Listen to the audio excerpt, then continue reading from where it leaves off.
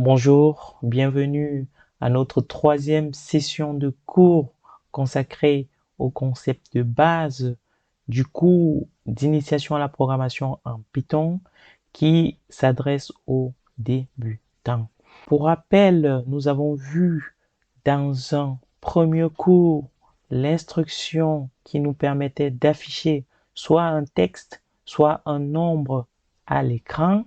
En l'occurrence, nous avons vu l'instruction print. Nous avons également vu comment effectuer les opérations arithmétiques de base, à savoir l'addition, la multiplication, la soustraction, la division entière et la division relative. Dans un deuxième cours, nous avons vu comment installer Python depuis le navigateur Internet.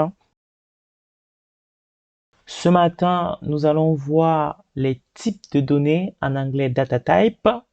Il faut savoir qu'en Python, il existe trois types de données primaires, à savoir les strings qui sont tout simplement les chaînes de caractères. Par exemple, vous avez des phrases telles que bonjour le monde, en anglais hello world, qui est tout simplement une chaîne de caractères qu'on appelle un string. Vous allez également avoir des types de données d'entiers, à savoir les integers.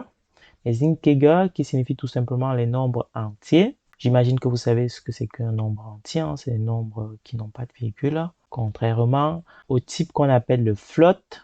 Le float, c'est des nombres à virgule. C'est tout simplement les nombres décimaux. Vous avez ici quelques exemples de nombres entiers, 6, moins 4, 2. Donc, c'est les nombres qui n'ont pas de virgule. Comparativement aux nombres décimaux 0,6, moins 0,4, 2,54 ou 4,0. Commençons par voir le type float, comme vu ou dit précédemment. Le type float, c'est le type de données qui correspond au nombre décimaux. Il existe trois manières d'obtenir un nombre décimal, soit en divisant deux nombres entiers, ce qu'on appelle une division relative, avec, rappelez-vous, un forward slash, on obtient un float. La deuxième façon d'obtenir un float, c'est tout simplement en réalisant une opération soit d'addition, soit de multiplication, soit de division, avec deux floats, avec deux nombres de même type. En l'occurrence, ici, le type float. On va donc forcément avoir le résultat qui est le même type que les nombres manipulés, à savoir un float. La troisième façon d'avoir également un float, c'est tout simplement en réalisant une opération avec un integer et un float, ou inversement, c'est-à-dire avec un float et un integer. Vous avez ici quelques exemples qui nous permettent de mettre en lumière ce qu'on vient de dire. Allons maintenant dans Python voir exactement ce que cela donne. On va commencer par prendre le premier exemple qui consiste à afficher le résultat d'une division relative. On va rentrer dans notre interface Python l'instruction print. Rappelez-vous qui permet d'afficher soit un nombre, soit un texte. En l'occurrence ici, c'est des nombres. 4 divisé forward slash 2. Je ferme la parenthèse et j'appuie sur la touche Entrée. Donc, on retrouve ici le résultat 2.0. Rappelez-vous, le point n'est rien d'autre que la virgule en français. Ça veut dire quoi? Ça veut dire que 2.0, c'est un nombre décimal. Et qu'est-ce qu'on a vu par rapport aux nombres décimaux? On a dit que les nombres décimaux, c'était des floats. Donc ici, le résultat de l'opération qui consiste à diviser 4 par 2 nous permet d'obtenir tout simplement un nombre de type float, en l'occurrence ici 2.0.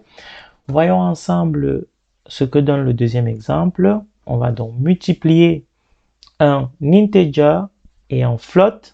Donc on va faire print 4 astérix. On a vu ensemble ce que signifie l'astérix, c'est tout simplement la multiplication.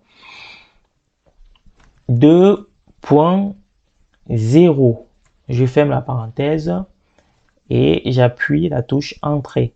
J'ai ici le résultat 8.0. 8.0, c'est tout simplement un nombre décimal et donc c'est un float. Voilà la deuxième façon d'obtenir un float. On va voir ensemble le troisième exemple qui va également nous donner un float. En l'occurrence, la réponse sera 6,75. On va rédiger l'instruction print, on ouvre la parenthèse, on fait 4 plus 2.75, je ferme la parenthèse et j'appuie sur la touche entrée. J'ai 6,75 comme résultat.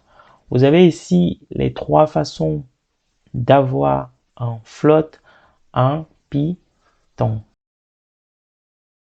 Voyons ensemble quelques remarques importantes avant de se quitter.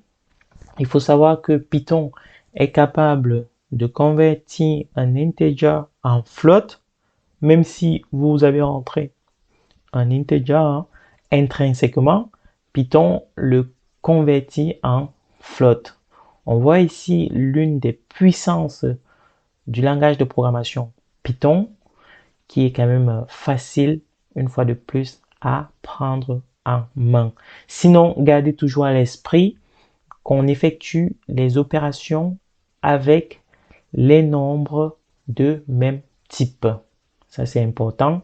Je vous remercie une fois de plus pour votre attention et je vous donne rendez-vous la semaine prochaine pour la suite de ce cours.